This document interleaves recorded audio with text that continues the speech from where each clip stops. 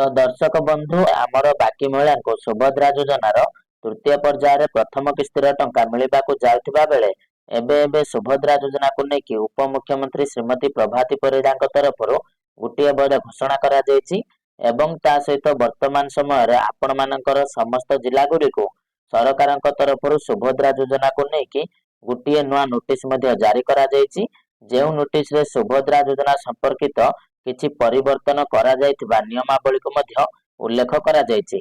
तो एसबु विषय रे वर्तमान मु आपण मानको ए वीडियो रे पूरा डिटेल्स रे बुझे कि कहबी। तो सेति पई वीडियो टी को पूरा आपण माने शेष पर्यंत देखिबे आउ ता सहित वीडियो टी को गुटे लाइक करिकि चैनल टी को मध्य सब्सक्राइब करि नेबे। दर्शक बंधु आपण माने स्क्रीन रे मध्य देखि पारुथिबे 21 तारिख रे हमर गुटे खबर आसीछि जेउ खबर रे आपण मानकर लेखा जायछि जे सुभद्रा योजना को नहीं उपमुख्यमंत्री बड़ घोषणा डिसेम्बर सुधा 1 कोटी महिला हिताधिकारी को मिलिबो टंका। तो दर्शक बंधु जेमिति कि आपण माने समस्त जानिचंती जे ऑलरेडी आमर प्रथम पर्याय एवं द्वितीय पर्याय रे मोट 60 लाख महिला को सुभद्रा योजनार टंका मिल सारिछि एवं ता सहित वर्तमान आसंता 24 तारिख रे आमर आउ 20 लाख महिला को सुभद्रा टंका मिलबाको जाउछि। जदि आमे टोटाल मिसई दबा ताहले वर्तमान आपण मानकर 24 तारिख सुधा प्राय 80 लाख महिला को सुभद्रा योजनार प्रथम किस्तर टंका मध्य प्रदान करि जायथिबो एवं ता बाद भी आउरी 20 लाख महिला सुभद्रा योजनार टंका पाइबा पई अपेक्षा रे रहि जिबे बा सरकार हमर जो टार्गेट नैथिले सुभद्रा योजनार 1 कोटी महिला को शामिल करिकि 1 कोटी महिला को टंका दिया जिवो। तो ए जगह रे वर्तमान आउरी हमर 20 लाख महिला रहि जिबे जो माने सुभद्रा योजनार टंका टिको एही पर्याय पाई परिबे नाही।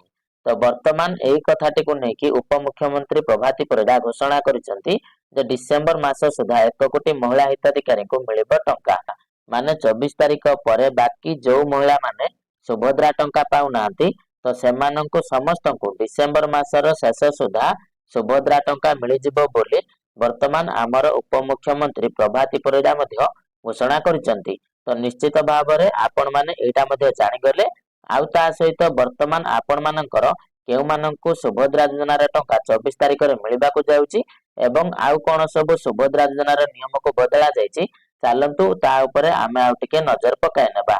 तो देखंतु दर्शक बंधु वर्तमान ए जगह रे आपण मानकर लेखा जायछि जे सुभद्रा योजना को नेकी आसिला बड़ अपडेट डिसेंबर सुधा 1 कोटी महिला माननकु मिलिबो सुभद्रा टंका एवं ता सहित तृतीय पर्याय रे शामिल हेबे समस्त अंगनवाड़ी कर्मी। तो जोटा को मु आपण माननको कहि सारिछि जे आपण माने मध्ये समस्त जानिचंती जे 20 लाख महिला को सुभद्रा योजना रे 24 तारिख रे टंका दिया जिवो। तो एही 20 लाख महिला मानक भितरे आम राज्यर प्राय समस्त अंगनवाड़ी कर्मी माननको शामिल करा जायछि एवं समस्त अंगनवाड़ी कर्मी माननको सुभद्रा योजना रे टंका मध्ये मिलिबाको जाउछि बोली सरकार मध्ये बारंबार घोषणा मध्ये करि सारिचंती। ता सहित देखंतु एठारे लेखा होइछि जे एथिपाई समस्तंकर जांच सरिछि बोली कहिसंती उपमुख्यमंत्री प्रभाती परिड़ा। उपमुख्यमंत्री आउरी मध्ये कहिसंती जे सुभद्रा योजना लागि आवेदन करी बाद पड़िथिबा 2,67,000 हिताधिकारी को शामिल पई गुरुवार संध्या रे बसिबाको जाउछि गुरुत्वपूर्ण बैठक। तबे दर्शक बंधु आपण माने जानिथिबे जे सुभद्रा योजनार ऑफिशियल वेबसाइट रे आपण मानकर गोटे रिजेक्ट लिस्ट को मध्ये जारी करा जायथिला। तो जेउ जगह रे आपण मानको विभिन्न कारण दर्शा जाय कि मध्ये सुभद्रा योजना रे बाद दिया जायथिला एवं तापर जेमिति सरकारक पाखरे ए खबरटा पहुंचला जे से जगह रे बहुत सारा गड़बड़ रहिछि एवं प्रकृत रे जेउ माने योग्य अछंती तो सेमानकर नाटी मध्ये आपण मानकर रिजेक्ट लिस्ट रे रहिछि। तो सेति पई सरकार हमर गोटे कमिटी गठन करथिले एवं से कमिटी वर्तमान आपण मानकर गां गां को जाय कि वर्तमान वेरिफिकेशन करूचंती।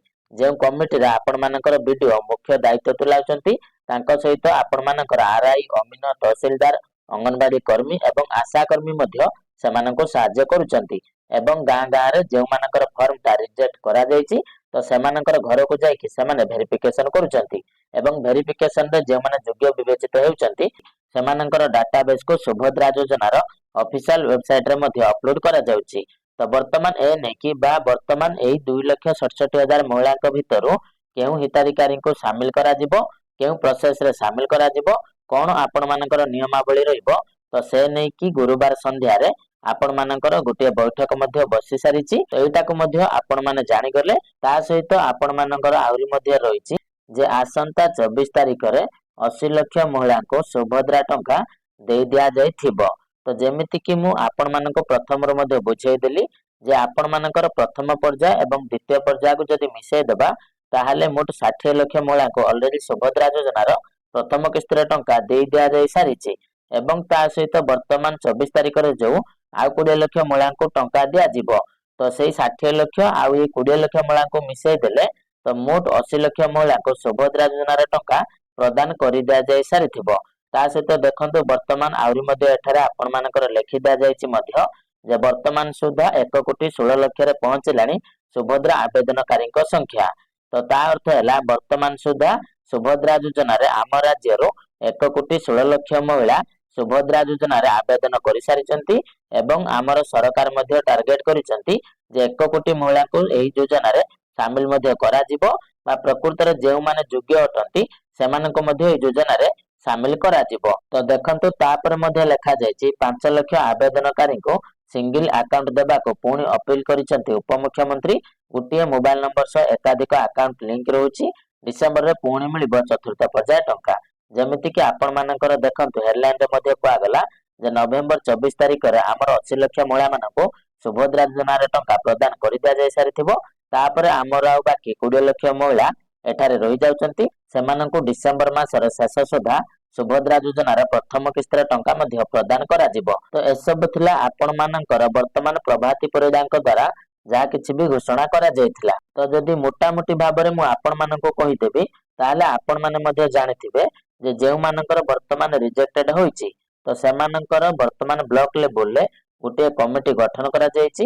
ଯେଉଁ କମିଟିରେ ଆପଣମାନଙ୍କର ବିଡିଓ ମୁଖ୍ୟ ଦାୟିତ୍ୱରେ ଅଛନ୍ତି ତାଙ୍କ ସହିତ ଆପଣମାନଙ୍କର ତହସିଲଦାର, ଆରଆଇ, ଅମିନ, ଆପଣଙ୍କର ଆଶା ଦିଦି ମାନେ ଏବଂ ଅଙ୍ଗନବାଡି ଦିଦି ମାନେ ମିଶିକି ସେମାନଙ୍କ ସହିତ କାର୍ଯ୍ୟ କରୁଛନ୍ତି ଏବଂ ଘରେ ଘରେ ଯାଇକି ଆପଣମାନଙ୍କର ସୁଭଦ୍ରା ଯୋଜନାର ଭେରିଫିକେସନ ପ୍ରୋସେସକୁ କମ୍ପ୍ଲିଟ କରାଯାଉଛି ଏବଂ ଯେଉଁମାନେ ଯୋଗ୍ୟ ବିବେଚିତ ହେଉଛନ୍ତି ସେମାନଙ୍କର ଡାଟାକୁ ସୁଭଦ୍ରା ଯୋଜନାର ଅଫିସିଆଲ ୱେବସାଇଟରେ ଅପଲୋଡ କରାଯାଉଛି ଏବଂ ତାପରେ ସେମାନଙ୍କୁ ସରକାରଙ୍କ ତରଫରୁ ସୁଭଦ୍ରା ଯୋଜନାର ଟଙ୍କାଟିକୁ ପ୍ରଦାନ କରାଯାଉଛି। ତ ଏଇଭଳି ଆପଣମାନଙ୍କର ବର୍ତ୍ତମାନ ଭେରିଫିକେସନ ପ୍ରୋସେସଟିକୁ କମ୍ପ୍ଲିଟ କରାଯାଉଛି ଏବଂ ଯେଉଁମାନେ ଅଯୋଗ୍ୟ ବିବେଚିତ ହେଉଛନ୍ତି ସେମାନଙ୍କର ନାଁଟିକୁ ସେଠି କାଟି ଦିଆଯାଉଛି। ତ ଦର୍ଶକ ବନ୍ଧୁ ଚାଲନ୍ତୁ ଆଜିର ଭିଡିଓରେ ଏତିକି। ଆପଣମାନଙ୍କ ସହିତ ଦେଖାହବ ପୁଣି ଗୋଟିଏ ନୂଆ ଭିଡିଓରେ। ତ ସେତେ ପର୍ଯ୍ୟନ୍ତ ଆପଣମାନେ ମତେ ବିଦାୟ ଦିଅନ୍ତୁ। ରହୁଛି ଜୟ ଜଗନ୍ନାଥ।